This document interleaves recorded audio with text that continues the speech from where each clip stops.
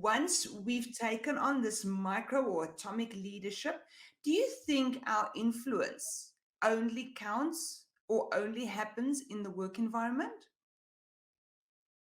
Not at all.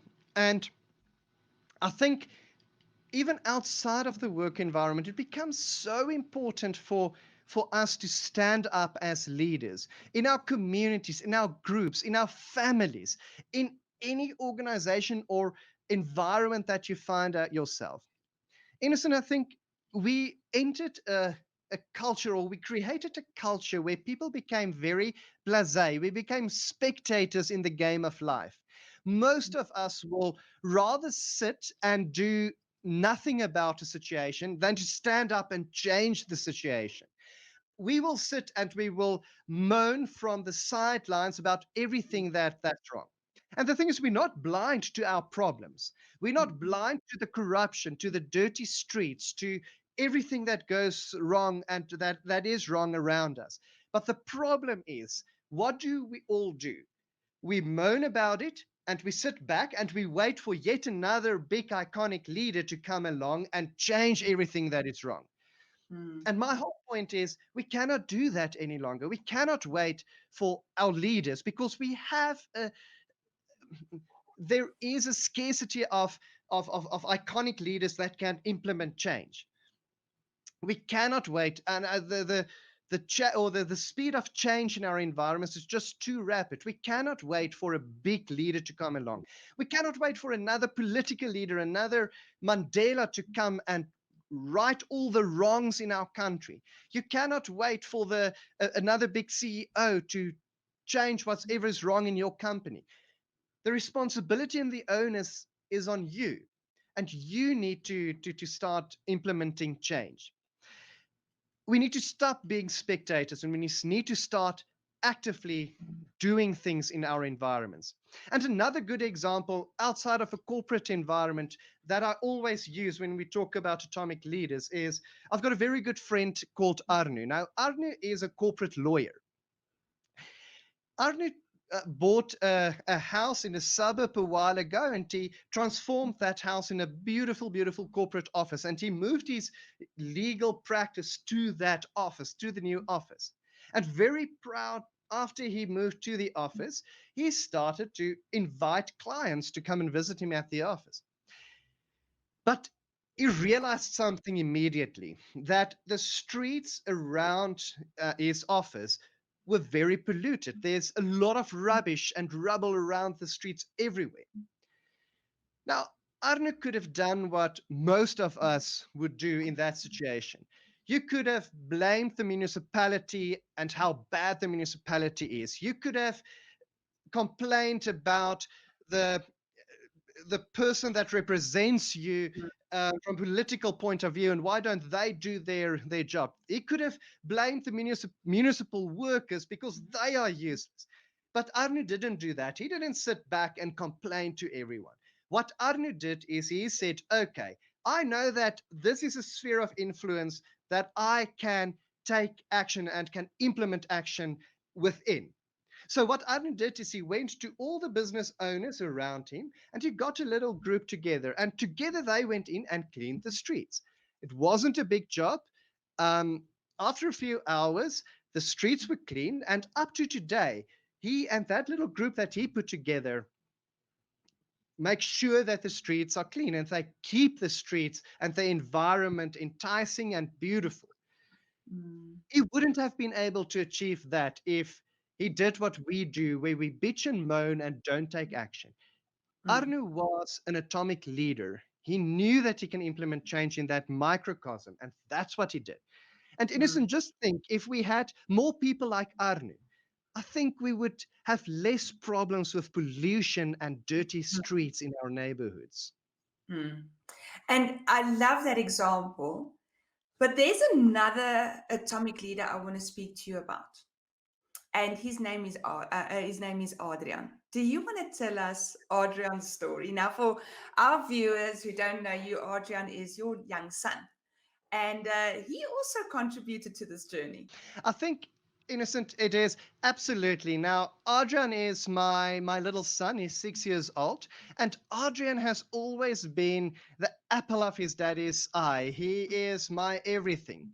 Um, and there are two things that's very important when we start talking about Adrian. The first one is the reason why I also embarked on this journey. Um, I spoke about that collective story when, with regards to humanity.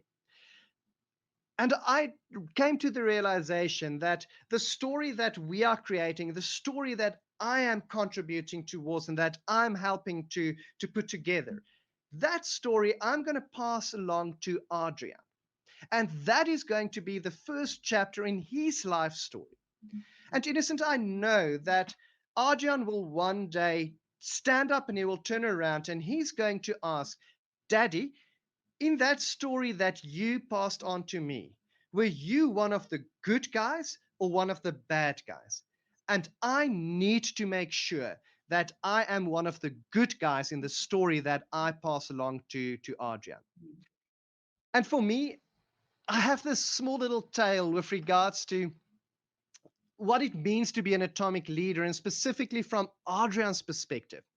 And this story demonstrates exactly what it means to be an atomic leader that constantly strives to giving and adding value. And it demonstrates exactly what it means not to act as an atomic leader. A few years ago, I think Arjan was about 4 years old, the two of us were traveling back from the shops. And close to our house, we passed a mom and two small little children begging for food next to the road. Now, Adrian didn't understand the context, and he wanted to know what they are doing next to the road. So I had to explain to this 4 year old that the mommy and her two children were homeless, and that the mommy doesn't have money to buy food for her and her children. After thinking about this for a moment, this little 4 year old all of a sudden became very excited, and his little eyes lit up. And he immediately went into solution mode. And Adrian said, But Daddy, you know that we have some bread at home. Can we not use that to make sandwiches for the mommy and the children? And Daddy, our house is big. Can we not take them back to our house? We have a spare room, Daddy, and the mommy can sleep there, while her children can sleep on the couches in our living room. Now, it's at this point that I literally almost flipped the car when I realized that my son wants to take complete strangers off the street and transform them into permanent residents of our house. But then I realized and I understood the pureness of his suggestion. All that he wanted to do is to give to others. He operated from a point of wanting to add value and touching lives, where I, as on the other hand, operated from a selfish point. When we passed this family, the last thing that I thought about was about how I can help them. In fact, the only thing that I was wondering about was whose responsibility it is to remove homeless people from the streets and why they are not doing their job. Now, the message of this little story is not that you must open your house to homeless people, but rather that you need to get your childlike purity back and start looking at ways in which you can add value to those around you.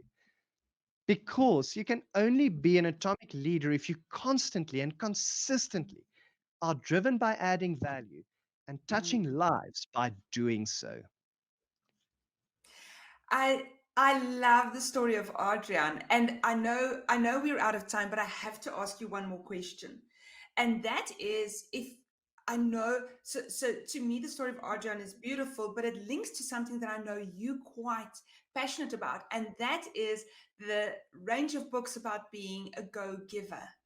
And I feel like that's so central to who you are and it also speaks to how to create atomic leadership. Do you want to talk to us a little bit about that and what it means to you? Absolutely. And I'm glad you brought that up. It is a little book that for me is such a fundamental lesson with regards to who we are. It was co written by a gentleman called Bob Berg. And here's the little book behind me. Um, it's a little parable. They call it a little story about a powerful business idea. And it's written by Bob Burke and John David Mann. Now, it's all focused on this concept of being a go giver. And the idea of being a go giver is that we need to shift our focus away from ourselves and we need to shift our focus to other people. We need to ask how we can add value to other people, how we can make life better for them. And for me, that becomes the core of being an atomic leader. It is about adding value. And if you add value and you're passionate about that, you will stand up as an atomic leader and you will start implementing change wherever you go. So I think the challenge is there. How can all of us become go givers? And by being a go giver, you will automatically start becoming an atomic leader. I love that. Sorry, one more question. I know now Yes. we're really into the wilds here now. But the title, Chief Human Resources Officer. How does a go-giver feel about that title and what it says about how we deal with people? I think there is a problem with regards to how we see chief human resource manager and the whole concept of human resource. Because at the end of the day, it's not about human resources, it's about the experience that's created around that. And I think there's a new movement that started to coin a different way of looking at people around us, where the focus shifts to becoming a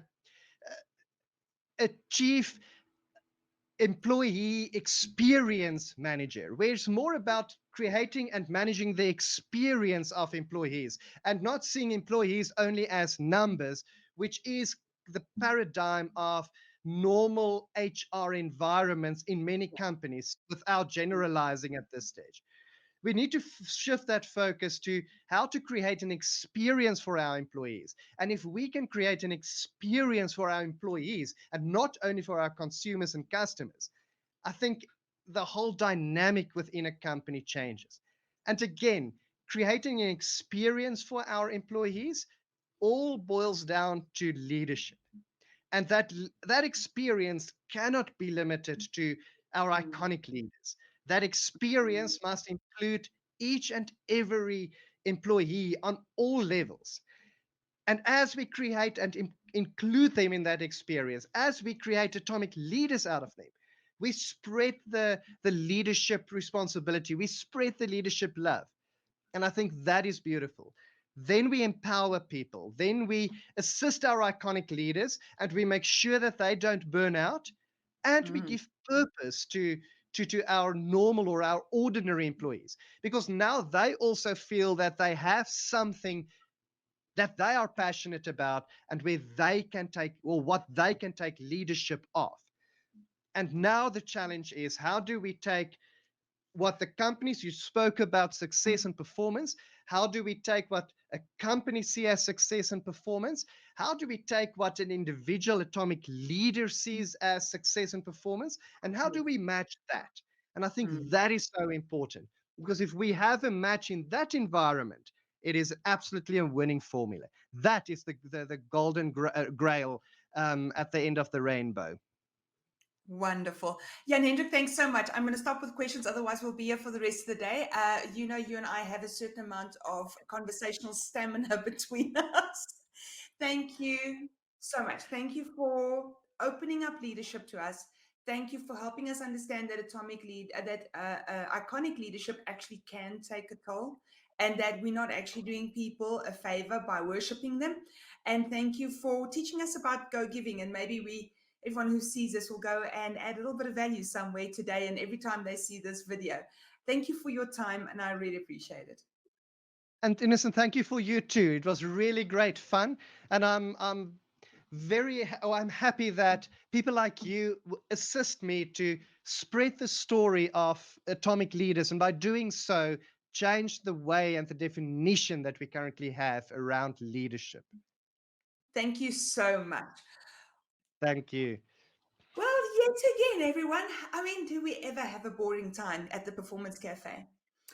A lot to think about after the session. I think what hits me really hard is a friend of mine reached out to me now with a son who's in grade 7, and he has to make choices about what he's going to study when he leaves school. Now, understand he's 15, right? He's got another, 8 years before he even completes university studies. By then, jobs will be different. And I think any place we take leadership is a place where we can become successful in no matter what job we take. So I think there's something around atomic leaders and iconic leaders that we can take even to our children. You might not be the prefect in the school, but you have a space. There is a space where you can lead. So thank you once again, everyone. If you're seeing this on YouTube, please like and subscribe somewhere, and then pop the little bell so that you see when the next one is available. And then if you're following us on Facebook and LinkedIn, it is always lovely to see you. Please comment, share. And by the way, let us know if you or someone you know could be a good coffee companion. And then I look forward to seeing you. Maybe not next week because we are at the HR Works conference, so I might need to be focused there, but I'll definitely see you thereafter at the Performance Cafe. Goodbye.